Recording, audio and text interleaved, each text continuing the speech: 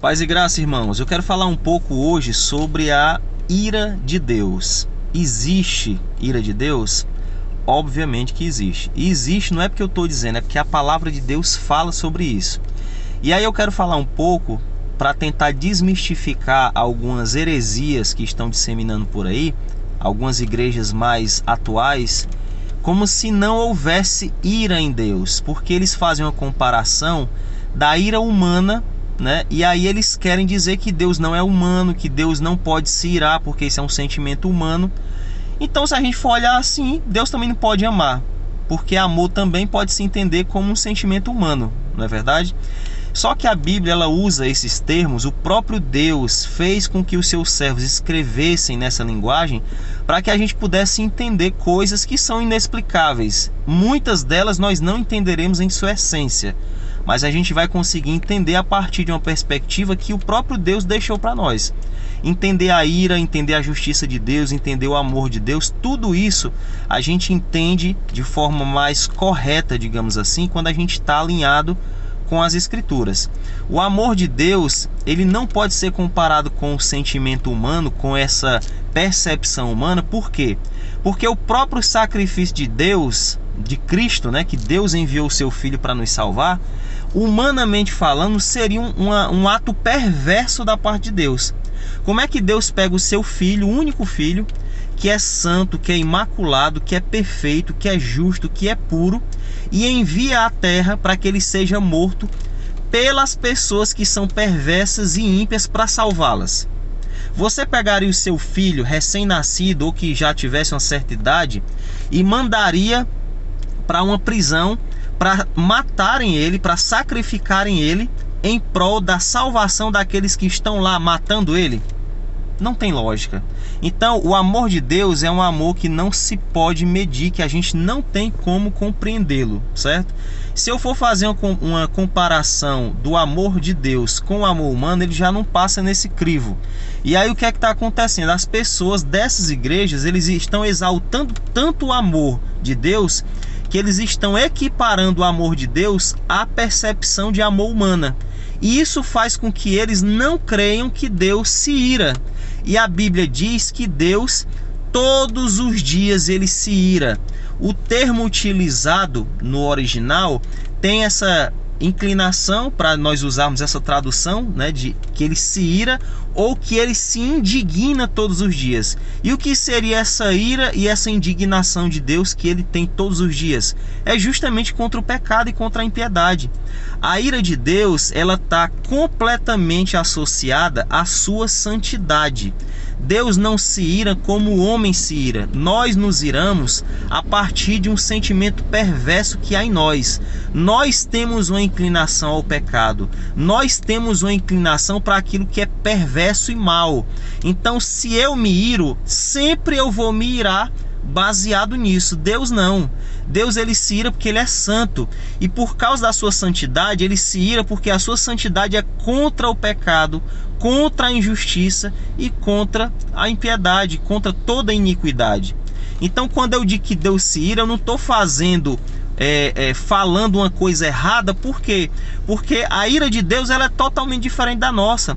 Deus vai trazer sobre a terra, no período da grande tribulação, os cálices da sua ira. Tem dizendo lá em Hebreus capítulo 10, fala que ele é vingador, que ele vai se vingar. Minha é a vingança, eu retribuirei. Coisa horrenda é cair nas mãos do Deus vivo. Olha a expressão, minha é a vingança. Deus está dizendo, isso aqui não é o escritor que está falando, são palavras do próprio Deus. Eu vou me vingar. Essa vingança de Deus, ela está atrelada ao quê? A justiça de Deus que virá sobre a impiedade e que lançará pessoas no inferno. Se eu for olhar só o lado do amor de Jesus, eu vou ter que desprezar tudo que o próprio Cristo falou sobre o próprio inferno. Porque Cristo foi o pregador do inferno. Cristo trouxe uma realidade sobre o inferno que nenhuma pessoa no Antigo Testamento tinha trazido. E ele disse que ia lançar pessoas no inferno, aquelas pessoas que não viverem segundo a sua vontade. A Bíblia diz que o inferno é um lugar preparado pelo diabo, pelos seus anjos e também para aqueles que não fizerem a vontade de Deus. Ou seja, o próprio Deus criou o inferno. Ele é mau por isso? Não, ele não é mau. Ele é justo, ele é santo. As pessoas que contrariarem a sua vontade, viverem dissolutamente, caminharão para esse lugar. Alguém pode dizer, olha, Deus não está jogando ninguém no inferno. Elas próprias estão indo para lá com seus passos. Mas deixa eu te fazer uma pergunta. Deus não podia livrá-las desse lugar? Poderia, ele é Deus, ele pode tudo. Ele poderia não ter criado esse lugar, não poderia? Claro que sim. Ele poderia também ter feito esse lugar só para julgar e condenar e lançar lá os demônios, aqueles anjos caídos. Não poderia? Claro que poderia. Mas a Bíblia diz claramente que as pessoas que não viverem segundo a vontade de Deus serão lançadas lá. E o próprio Cristo fala disso. Se você procurar nas cartas do apóstolo Paulo, de João, de Pedro, de Tiago, todas elas, você praticamente não vai ver nada falando sobre esse tema. Mas nos evangelhos fala sobre isso. Jesus diz, aquele que crê em mim está salvo, aquele que não crê já está condenado. Olha a mensagem do evangelho. Ela é uma mensagem que tanto traz salvação, uma mensagem amorosa, mas ela é uma mensagem de justiça e que manifesta a ira de Deus contra aqueles que não creem no Senhor Jesus Cristo como Salvador. Então, eu não posso dizer que a ira de Deus é um sentimento humano, porque a ira de Deus, na nossa linguagem, a gente utiliza o termo ira porque é aquilo que a gente entende, mas na percepção bíblica, ela não é ligada a um sentimento perverso, que Deus não tem um sentimento perverso em si. É ligada à sua santidade, à sua perfeição, que não pode se associar com o mal. Abacuque diz, Deus é tão puro de olhos que ele não pode ver o mal. E esse mal, quando está diante dele, tem que ser destruído. Se Deus vê a impiedade e não fizer nada, ele vai ser injusto. Imagine uma pessoa morrer e essa pessoa não buscou a Deus, mas ela viveu honestamente aqui nessa terra, de acordo com a lei terrena, só que ela não quis crer em Deus, ela vai para o inferno. Aí o Hitler, o Stalin e outros perversos da humanidade morreram e não vai para o inferno também. Por quê? Porque as igrejas que pregam hoje essa mensagem de amor, né, de um amor que eles inventaram, não querem que exista um inferno. E aí, por conta disso, quando eles dizem que não existe inferno, eles estão simplesmente dizendo que Deus não é justo, porque Deus não vai trazer justiça sobre essas pessoas.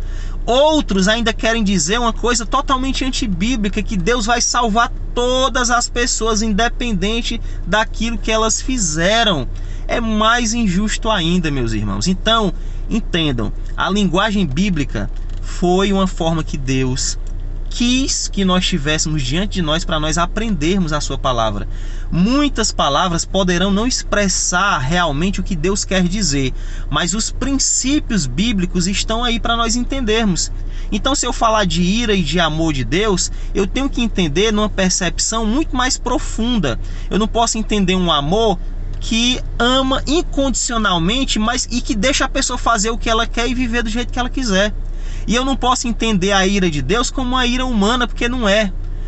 Isso é para aqueles que estão apregoando aí que Deus não se ira, ou seja, consequentemente as pessoas vivem dissolutamente, dizendo, eu vou viver do jeito que eu quiser, porque esse Deus que pregam, que é um Deus que ira, que é contra o pecado e que vai lançar no inferno, não existe. O Deus que eu acredito é o Deus que é amor, que se deu a si mesmo na cruz do Calvário para salvar. Então eu posso viver do jeito que eu quiser aqui, que no final ele vai dar um jeito de me salvar, porque ele não é perverso, ele não é mau.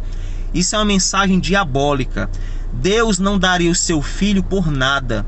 Deus seria injusto se mandasse Jesus Cristo morrer para salvar a humanidade e aqueles que o rejeitam depois dessa vida não vá para um lugar onde não vão padecer pelo que eles fizeram e pela sua rejeição ao seu filho amado. Deus irá cobrar um dia. E como eu disse no começo, em Apocalipse fala dos cálices da ira de Deus que se derramarão sobre a impiedade no período da grande tribulação. A ira de Deus se manifesta hoje também sobre aqueles que querem viver dissolutamente. E a gente sabe por quê? Porque quem tem o Espírito Santo percebe quando Deus age com justiça e quando ele age com amor. E ele traz a sua justiça ainda hoje, assim como ele fez no começo da igreja com Ananias e Safira, que a Bíblia diz que eles pecaram contra o Espírito Santo e eles morreram na hora. E o interessante é que o próprio Jesus disse que contra o Espírito Santo, quando alguém peca diretamente contra ele, e o Senhor usa até o termo da blasfêmia, por exemplo, Cristo diz que não há mais salvação. Não existe salvação. Cadê o amor grandioso que eles falam, a forma que eles utilizam? Porque eu sei qual é o amor de Deus, eu entendo o amor de Deus, eu sei da grandiosidade desse amor. Agora eu não posso tornar o amor de Deus no amor humano que quer passar, como dizem as pessoas, pano em tudo, passar a mão na cabeça de todas as pessoas que fazem tudo de errado como se nada tivesse acontecendo. Amém? O meu tom, ele está um pouco elevado porque é um tema muito pesado e eu me entristeço e me zango realmente às vezes quando eu escuto pastores, pregadores querendo levar para esse lado, descaracterizando a pessoa eterna e bendita do nosso Deus, que é santo, que é justo, que é puro, que é fiel, que é amor, que é bondade, que é graça, que é misericórdia, que é santidade, e quer dizer só que o amor está acima de todas as coisas e acabou, e não tem mais nenhum atributo divino. Não pensem assim, isso é engano, isso é engodo de Satanás. Amém? Deus abençoe a todos.